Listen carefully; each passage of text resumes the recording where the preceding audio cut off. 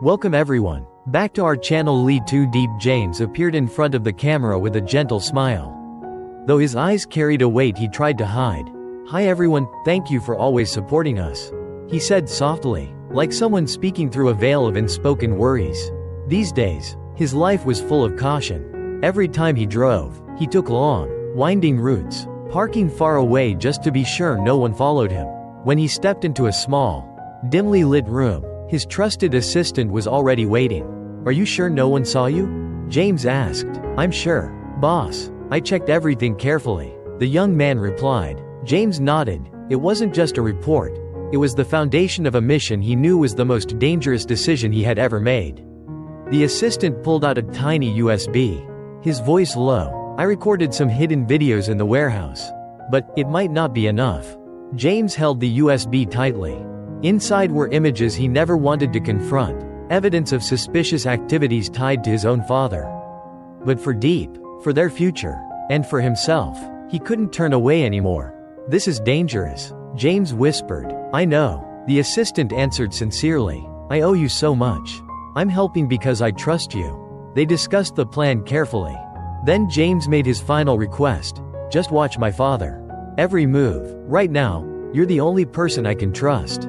Outside of all this danger, two people were quietly waiting for him. In a small yard, Diep sat beside little Nhi, who was building a sandhouse. The girl suddenly looked up, her voice full of innocence. "Auntie Diep, why is Uncle James not coming back yet?" Diep froze for a moment, her heart tightening. "Maybe he's on another long business trip like before. Let's wait for him together." "Okay," she said gently. But Nhi shook her head, her eyes glossy with emotion. "I miss him." Diep swallowed her sadness. "I miss him too, but we have to be strong. Sweetheart, James has been going through so much. Sometimes he doesn't even know who to trust, except us."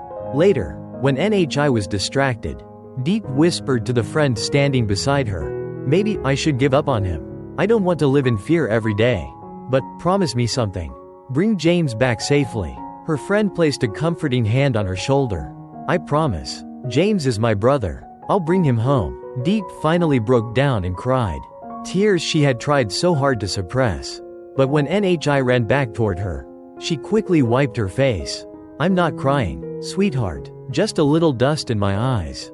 Nhi wrapped her arms around her, her voice surprisingly firm for a child. "Don't cry, Auntie. I'll wait with you." And Diep smiled through her trembling breath. "Yes, we'll wait together. James will come back. He has to come back."